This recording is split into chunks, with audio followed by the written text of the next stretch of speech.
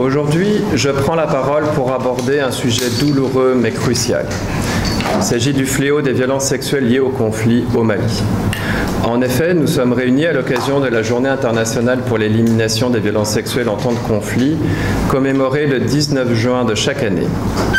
La résolution de l'Assemblée générale des Nations Unies de 2015, instaurant cette journée internationale, a été adoptée pour renforcer les efforts mondiaux visant à éradiquer les violences sexuelles en temps de conflit, protéger les droits des victimes, assurer la justice et promouvoir la paix et la sécurité internationale. Pour faire face à ces situations de violences sexuelles liées au conflit, il est impératif que les auteurs, les acteurs et les actrices de justice, les personnes en charge de la sécurité des Maliens et des Maliennes, les défenseurs et défenseuses des droits humains, tous responsables, chacun à leur niveau, de la protection des droits humains au Mali, en tant que communauté nationale et internationale, nous affrontions cette réalité avec détermination et humanité. Les violences sexuelles en temps de conflit représentent l'une des formes les plus atroces de violation des droits humains. Elles sont utilisées comme armes de guerre, visant à terroriser, humilier et détruire durablement les individus comme les communautés. Cette réalité est malheureusement courante à plusieurs endroits au Mali où régulièrement des femmes, des filles, mais aussi des hommes et des garçons sont victimes de ces actes constitutifs de crimes internationaux perpétrés par des acteurs armés rarement inquiétés devant les cours et tribunaux du Mali. Ces violences ont des conséquences dévastatrices et durables.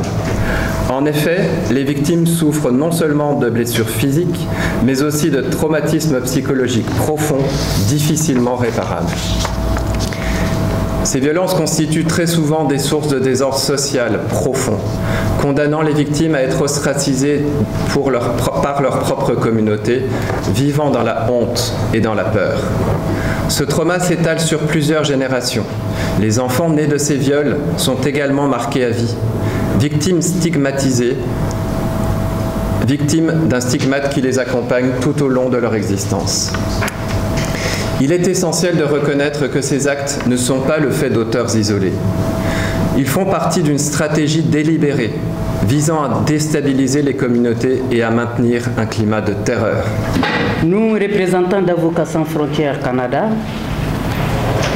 du collectif Cris de Cœur, de Wildaf Mali, dont je suis la représentante ce matin devant vous, vous remercions pour votre présence, votre écoute aujourd'hui.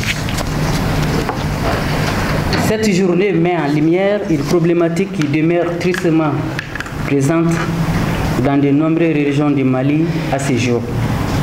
En effet, depuis 2012, la crise multisectorielle affectant le Mali génère une multitude d'atrocités et de violations graves des droits humains. Parmi celles-ci, les violences sexuelles liées au conflit représentent une menace persistante et systématique pour les femmes, filles et d'autres personnes vulnérables maliennes. Ces violences liées au conflit sont de graves violations des droits humains perpétrées à l'égard des femmes, des filles, des hommes et des garçons dans des situations de conflit. Rentre dans le cas de violences sexuelles liées au conflit tout crime, directement ou indirectement lié au conflit, tel que le viol, l'esclavage sexuel, la prostitution forcée, la grossesse forcée, l'avortement forcé, la stérilisation forcée, le mariage forcé, la traite des personnes à des fins de violence ou d'exploitation sexuelle, ou toute forme de violence sexuelle de gravité comparable. Dans le cadre du projet Justice et Paix au Mali, en abrégé JPAX, financé par Affaires mondiales Canada, un pôle d'avocats a été chargé de poursuivre certaines affaires de violences sexuelles liées au conflit, dont les faits ont été commis entre 2012 et 2013 au Mali devant les juridictions maliennes régionales africaines compétentes. Nous profitons de cette journée internationale pour célébrer notre vive préoccupation, notamment notre mécontentement concernant la grande lenteur des poursuites judiciaires déclenchées et relatives à ces infractions au Mali. Cette absence de répression à l'encontre de ces violations envoie un signal contradictoire dans la lutte contre l'impunité de ce type de violations des droits humains en Afrique et en particulier au Mali. Nous demandons au ministère de la Justice et au pôle spécial judiciaire de poursuivre avec détermination et rigueur les enquêtes en cours sur ces faits de violences sexuelles liées au conflit. Et aussi, il est crucial de mettre fin à l'impunité qui entoure ces crimes pour offrir à ces victimes justice et réparation. En effet, pourquoi une enquête, la poursuite des enquêtes est essentielle en la matière? Les survivantes de violences sexuelles méritent justice. Ils ont été victimes de crimes atroces qui ont souvent détruit leur vie et celle de leur famille. En poursuivant ces enquêtes, l'autorité judiciaire leur envoie un signal fort. Ils ne sont pas oubliés et leurs souffrances ne resteront pas impunies. Ensuite, la poursuite rigoureuse des enquêtes et la condamnation des coupables envoie aussi un signal fort aux auteurs potentiels de tels crimes. Cela montre que les violences sexuelles ne seront pas tolérées et que ceux qui les commettent seront tenus responsables, ce qui peut dissuader de futurs auteurs de violences. C'est aussi un message d'espoir pour ces victimes, comme élément de lutte contre l'impunité au Mali et une garantie de non-répétition en mettant les auteurs de violences sexuelles liées au conflit hors de mur. En menant à bien ces enquêtes, l'autorité judiciaire contribue au renforcement de l'état de droit au Mali en démontrant que le système judiciaire est capable de traiter même les crimes les plus complexes, sensibles et graves, contribuant ainsi à restaurer la confiance du public dans les institutions judiciaires. La justice est un élément fondamental de la paix durable. En veillant à ce que les auteurs de violences soient traduits en justice, nous contribuons à la consolidation de la réconciliation nationale, à la reconstruction sociale. Les communautés peuvent commencer à guérir lorsque les crimes sont reconnus et que justice est rendue. C'est pourquoi nos demandes spécifiques à l'endroit du pôle judiciaire spécialisé sont les suivantes.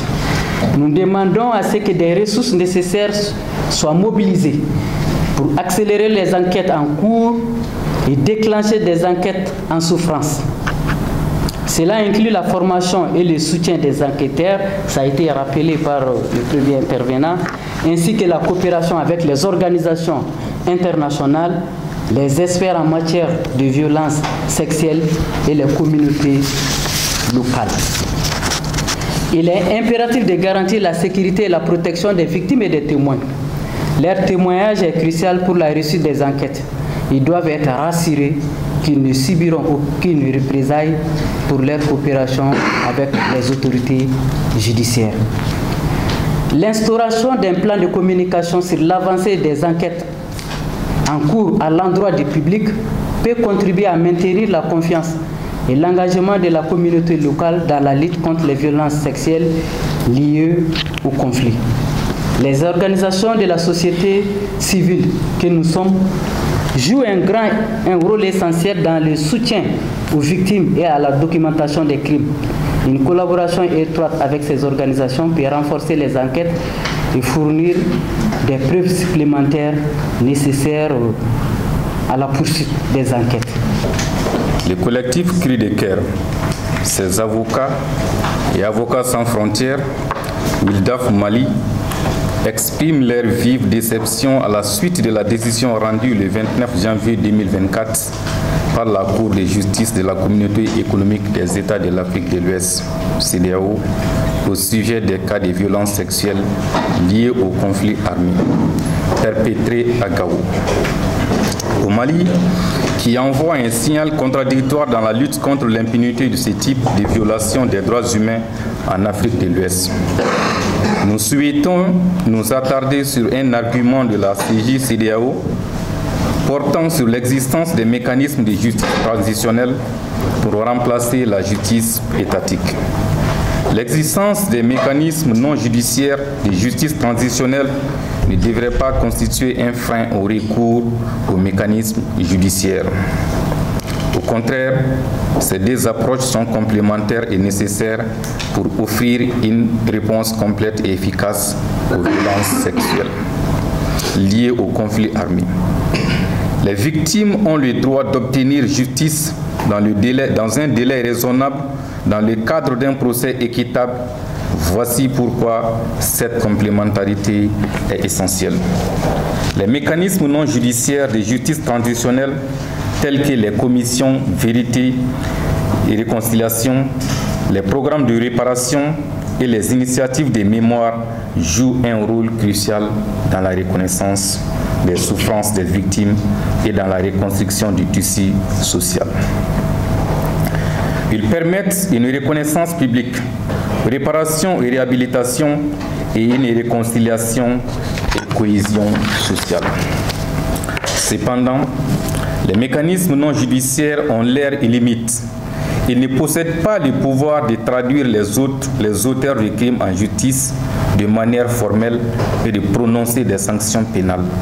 La justice transitionnelle se consacre souvent sur la vérité et la réconciliation, mais ne peut pas toujours garantir que les responsables soient tenus pénalement responsables de leurs actes. Les mécanismes judiciaires, quant à eux, sont essentiels pour rendre justice, dissuader et renforcer l'état de droit. En outre, les victimes de violences sexuelles ont le droit fondamental d'obtenir justice de manière rapide et équitable. Cela signifie que les enquêtes et les procès doivent être menés avec diligence pour éviter une double victimisation due à la lenteur du système judiciaire. En conclusion, les mécanismes non judiciaires de justice transitionnelle et les mécanismes judiciaires sont des outils indispensables et complémentaires pour répondre aux violences sexuelles liées au conflit armé. Les victimes ont le droit de bénéficier de ces deux types de mécanismes pour obtenir une justice complète et équitable. Il est impératif que les enquêtes judiciaires se poursuivent avec vigueur pour garantir que les droits des victimes soient pleinement respectés et que l'impunité ne trouve pas sa place dans notre